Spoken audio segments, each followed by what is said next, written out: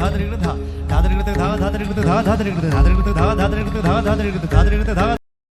जगह है ये जगह है चरक ऋषि पद्धति, आपने सुनी होगी, जो कि 1800 शताब्दी की जो बात करूं मैं तो यहाँ पर जो आयुर्वेदिक के ज्ञाता थे ऋषि चरक, तो उन्होंने यहाँ पर रामचंद्र जी 14 वर्ष के वनवास गए थे तो उन्होंने इसी प्रकार से कंदमूल फल खाए थे। जो ये आनंद आ रहा है कि मत पूछो, बहुत ही आनंद आ रहा है। और हमारे सर कुछ कह रहे हैं पर सुनाई नहीं दे रहा हमें भी।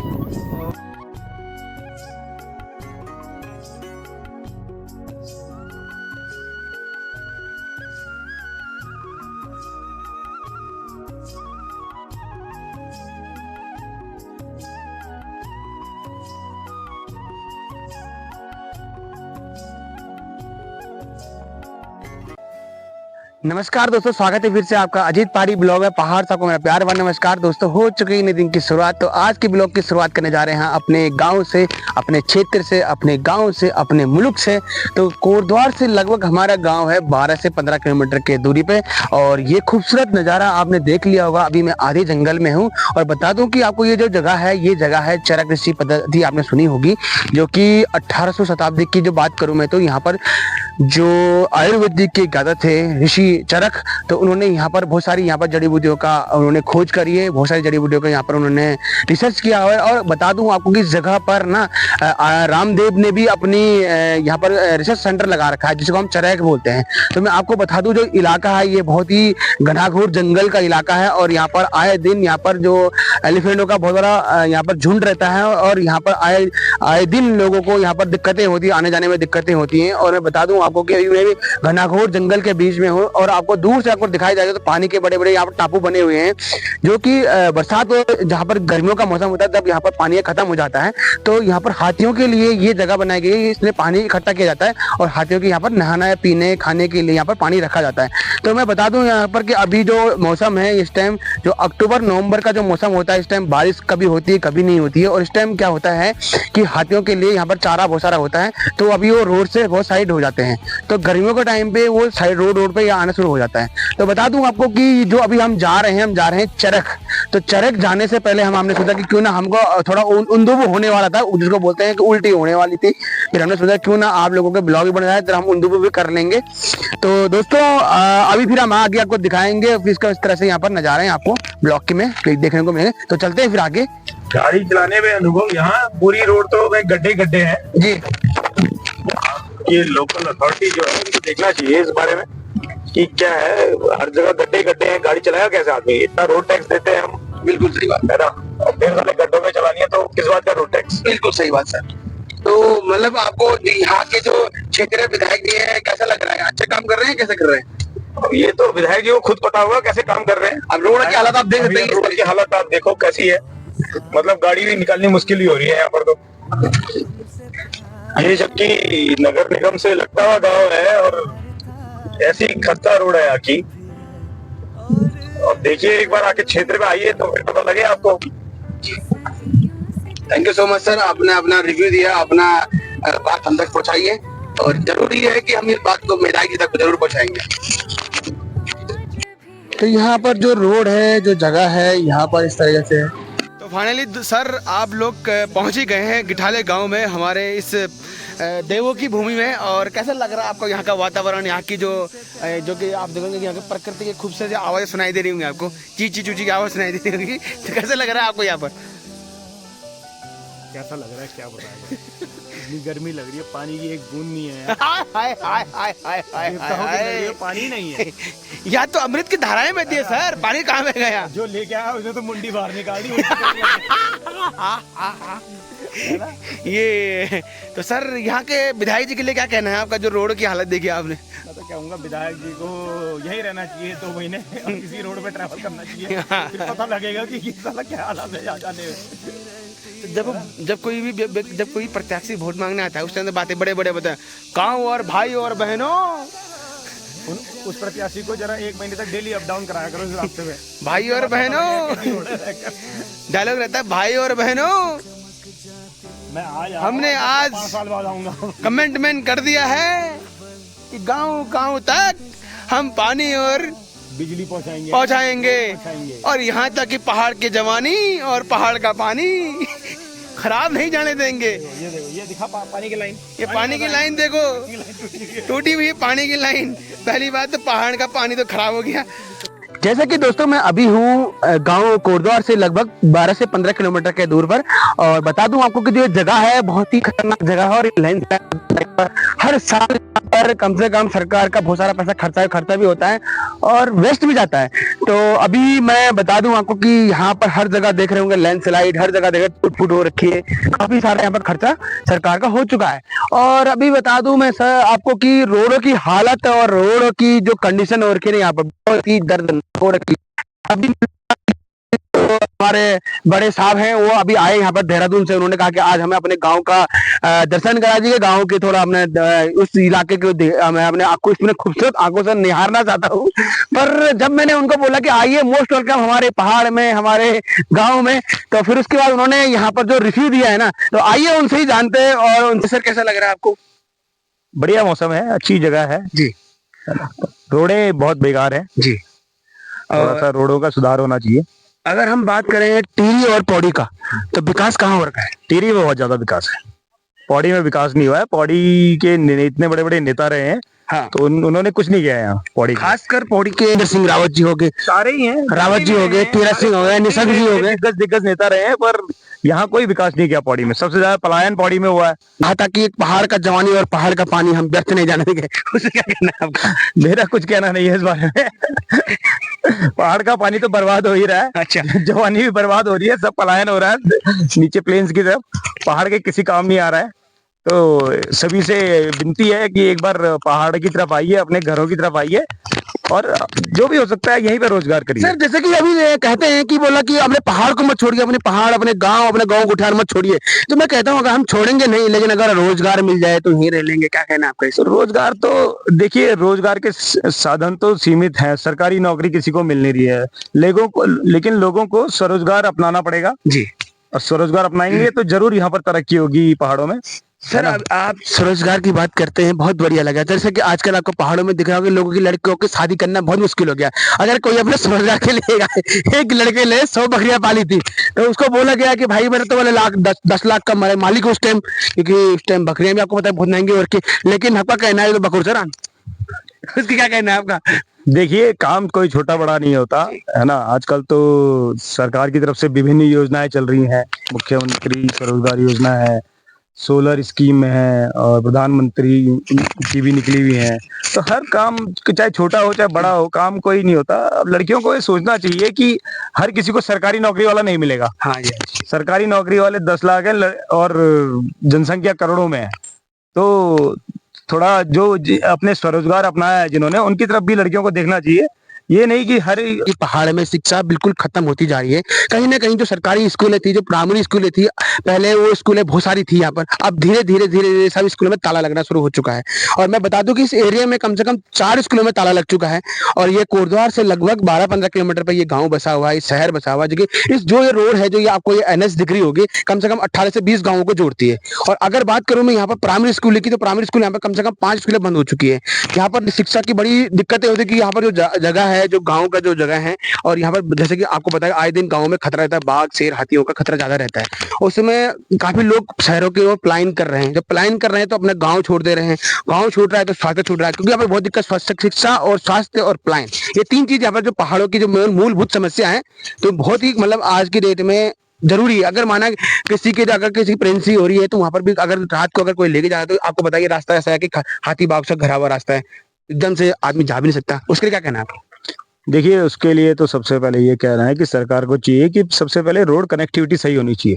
पहाड़ है, पहाड़ तो बरसात है गिरेंगे ही, लेकिन रोडें भी तुरंत सही होनी चाहिए। भाई जब गांव खाली हो जाएंगे तो फिर कौन रहेगा गांव में? जंगली जानवर ही रहेंगे, है ना। तो जब रोडें सही हो जाएंगी तो लोगों का आवागमन रहेगा गांव की तरफ। और सरकार को चाहिए थोड़ा सा इसमें सुधार लाए, मतलब सरकारी स्कूलों में, या स्कूल को प्राइवेटाइज करें और यहाँ पर स्वास्थ्य सेवाएं को बेहतर करें। अभी देखते हैं कि अगर स्वास्थ्य सेवा की बात करें तो एक सरकारी हॉस्पिटल में फार्मासिस्ट बैठा होता है, डॉक्टर का तो है ही नहीं है। और उसको अगर पूछे कि कुछ अगर बीमारी हो गई तो वो सीधा बोलता है जाओ जॉलीग्रांट रेफर कर दो। बिल्कुल सर, है ना। मतलब अमूमन रह गया है कि हम जुकाम बुखार के लिए ही जा पाएंगे। जुकाम बुखार भी जॉलीग्रांट जाना पड़ता है। बिल्कुल बिल्कुल सर। क्योंकि यहाँ पर देख ही नहीं पाते हैं, वो उनको दवाइयाँ रटी हुई हैं, वो वही देते हैं बस। उसके बाद जाओ नीचे। इवन कोटद्वार में भी कोई स्वास्थ्य सेवा ढंग की नहीं। बिल्कुल सर, सही बोला आपने। नीचे भेजा जाता है देहरादून जॉलीग्रांट जाओ। अरे जॉलीग्रांट ही थोड़ी है, और भी आप सरकार को चाहिए कि आप बड़े बड़े हॉस्पिटल करवाइए। तो फाइनली दोस्तों हम पहुंच चुके हैं चरख में, और चरख की जो जगह है यहाँ पर चरक ऋषि का जो आश्रम है, और चरक ऋषि के बारे में आप जानते हैं कि चरक ऋषि वो पद्धति है कि जहाँ पर आयुर्वेदिक के जो सबसे बड़े गुरु हैं, जो कि सतयुग और कलयुग की अगर बात करें और द्वापर युग की बात करें, तो सतयुग की बात कर रहे हैं हम। सतयुग में यहाँ पर चरक ऋषि रहा करते थे, जिन्होंने यहाँ पर आयुर्वेदिक की पूरी रचना की है, आयुर्वेदिक की पूरी यहाँ पर खोज की है। तो अभी हम हैं चरख में, और आप यहाँ का जो नज़ारा, यहाँ का जो व्यू आप देख रहे होंगे मेरे पीछे, तो बता दूं मैं आपको कि ये कोटद्वार से लगभग 20 से 25 किलोमीटर की दूरी पर ये जगह है, और बहुत ही खूबसूरत जगह है। और कहते हैं कि अगर मन को लुभाने वाली जगह है तो ये है। और कहते हैं कि अगर आप यहाँ पर आओगे ना, तो आप अपने घर, अपना शहर, अपना गांव और मन को शांति देने के लिए और मन को शांत करने के लिए आप यहाँ पर आ सकते हैं। और बता दूं आपको कि यहाँ पर जो इस जगह जो ये प्रॉपर्टी है ना, इतनी अच्छी प्रॉपर्टी है, इतनी खूबसूरत प्रॉपर्टी है, क्या बताऊँ, जितनी तारीफ करूँ उतना कम है। जब रामचंद्र जी 14 वर्ष के वनवास गए थे, तो उन्होंने इसी प्रकार से कंदमूल फल खाए थे, जो ये जंगलों में पाए जाते हैं।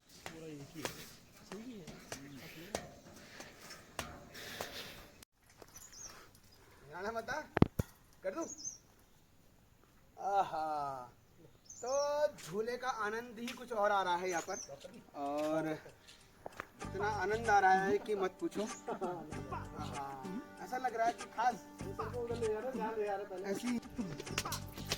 तो ये देखिए प्रॉपर्टी को अगर आपको मैं बहुत नज़दीक से दिखाऊं ना, ये देखिए ना, आहा, मज़ा आ रहा।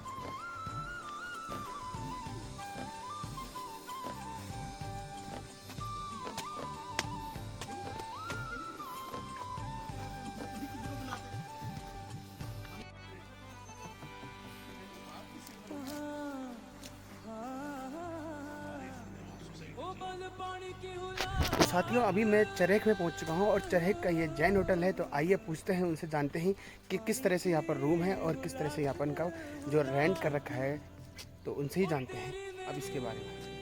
तो फिलहाल अभी ये जगह देखिए और प्रॉपर्टी देखिए, कितनी खूबसूरत प्रॉपर्टी है ये। इस प्रॉपर्टी पर हम आ सकते हैं आप।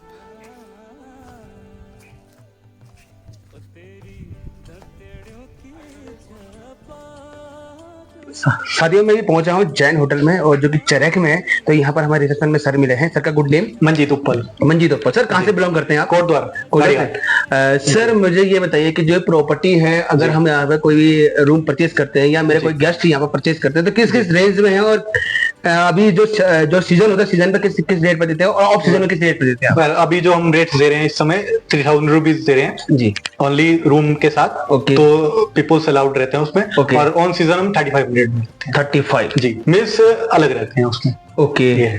और सर इसमें इंक्लूड क्या क्या है, मतलब इसमें कोई नाश्ता वगैरह? ओनली रूम्स है, बाकी अलग अलग कैटेगरीज हैं, उसके हिसाब से रेट डाइवर्ट होते हैं। 4500 में हम विद ब्रेकफास्ट एंड डिनर देते हैं 2 लोगों के लिए जी। 2 लोगों के डिनर? जी जी जी।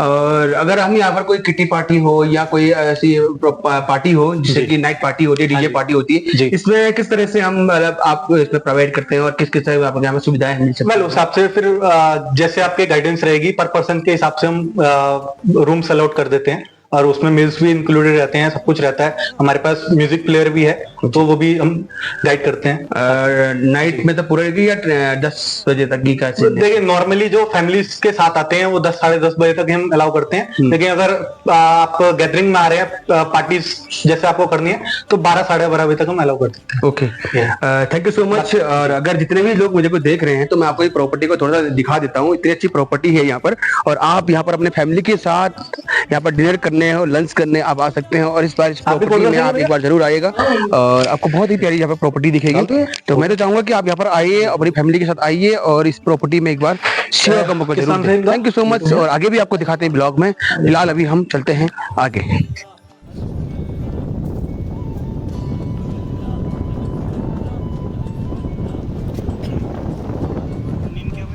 जैसा कि साथियों मैं अभी पहुंच चुका हूं चरक में, और चरक जो कि बता दूं मैं आपको, चरक पद्धति के बारे में आप भली भांति जानते होंगे। तो दोस्तों ये जगह है चरक ऋषि का आश्रम। तो दोस्तों यहाँ पर वो जगह है जहाँ पर चरक में आयुर्वेदिक के जो गुरु थे हमारे चरक ऋषि थे, और आप इनके बारे में भली भांति जानते होंगे। और ये देखिए इतनी खूबसूरत जगह और इतनी खूबसूरत भव्य मूर्ति जो चरक जी की है। तो इनके चरणों में मेरा कोटि कोटि प्रणाम। और यहाँ पर आप आ सकते हैं, और यहाँ का नज़ारा और यहाँ का जो मौसम देखिए अभी तक कितना प्यारा मौसम हो रखा है यहाँ पर, इतना खूबसूरत मौसम हो रखा है यहाँ पर। और लोकेशन देखिए, बहुत ही खूबसूरत जगह है।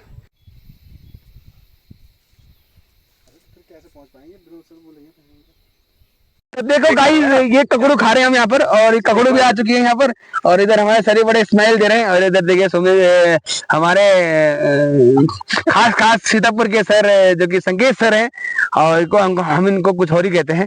और हमारे देखिए सर की स्माइल, अरे वाह यार, टीरी की झलक, टीरी की रौनक, तेरी गलड़ी माँ, आहा क्या मजा आ रहा है। देखिए सर कसम से ये रसायनी तो खूब आ रही है चरक में। और इधर पूरा मूल की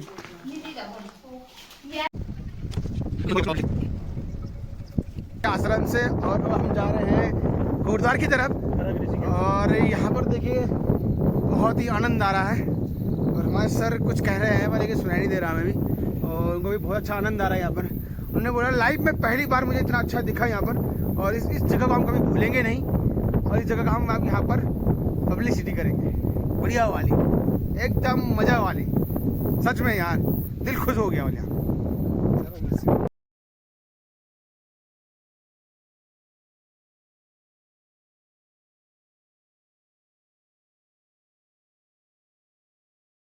कि जगह उल्टी सुल्टी होने वाली है, पर लेकिन मेरा सर तो बाहर है, अब कुछ नहीं हो सकता मेरे को। मजा आ रहा है यहाँ पर 2-3 बार। ओके दोस्तों, थैंक्स सो मच कि आपने मेरा पूरा ब्लॉग देखा। तो दोस्तों ब्लॉग के एंड यही करते हैं। तो नेक्स्ट ब्लॉग आपके लिए इससे बेटर लेके आएंगे। तो जय हिंद, जय भारत, जय उत्तराखंड, जय बद्री विशाल। और ये देखिएगा मस्त ड्राइविंग हो रही है सर की, बहुत ही अच्छी ड्राइविंग करते हैं सर, और पहली बार इतनी अच्छी वीडियो बनाई मैंने इस एंगल से। Thank you so much. जय हिंद, जय उत्तराखंड, जय भारत, जय चरक ऋषि का आश्रम।